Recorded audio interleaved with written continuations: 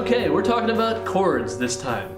Chords are perhaps the best way to learn how to play guitar and actually feel like you're doing something and annoying the people around you because you're playing the same chords over and over again, usually badly. Trust me, ask my roommate in college. Now, one of the best ways to figure out chords is to simply get a piece of music with the chords on it. Not just C, D, F written above where you're supposed to play it on the music, but actually the chord pictogram that's on there, like on your screen right now. That's the chord for G. If you look at it, here's how to really decipher it. We just learned tab, right? Tab had each of the strings written on it, going straight across the page. This has the same concept. It is the same 6 strings, just up and down. The dots are where your fingers actually hit the frets. So therefore, if you look at it for that G chord, it's going to have it on the 3rd fret. You're going to see a dot. That's where one finger goes. Sometimes if you're really lucky, they'll label it with a number. For example, the start of the G chord is a 2. That means your middle finger. For safety's sake, I won't show that one to you. The next one, of course, would be labeled with a 1, and it's going to be on the 2nd fret. Therefore, that's going to be your 1st finger. The next couple of strings, next couple of lines, don't have any numbers or dots on them. Therefore, they're just going to be open. The last one is going to have a 3 on the 3rd fret. Therefore, when you play them all together, all you have to do is you just take your pick and you just run down it. That's a G chord. If you start getting kind of that muddly sound, that means you're not quite pressing down on the strings hard enough, or your fingers are running into the string next to it. The whole trick to playing a guitar well is separation.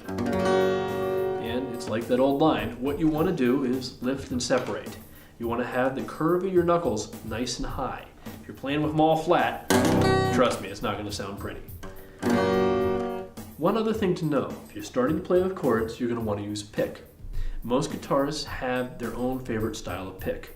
Mine is a big old fat guy. Other people like to have a super thin one, which works great for electric guitars. Some people like to have a medium size because it's kind of your classic sized guitar pick. It's a medium. It doesn't bend as much as the lights. It doesn't bend as little as the heavies. What you do is you typically hold your pick between your thumb and your forefinger, and then you just stroke down or up. What you can do with that then, of course, is keep rhythm. It sounds pretty easy. Try it out. It'll take a little bit to figure it out, but once you get it, you'll have it. Now, what you can do with chords is once you learn them, and there's really only a few chords you need to know.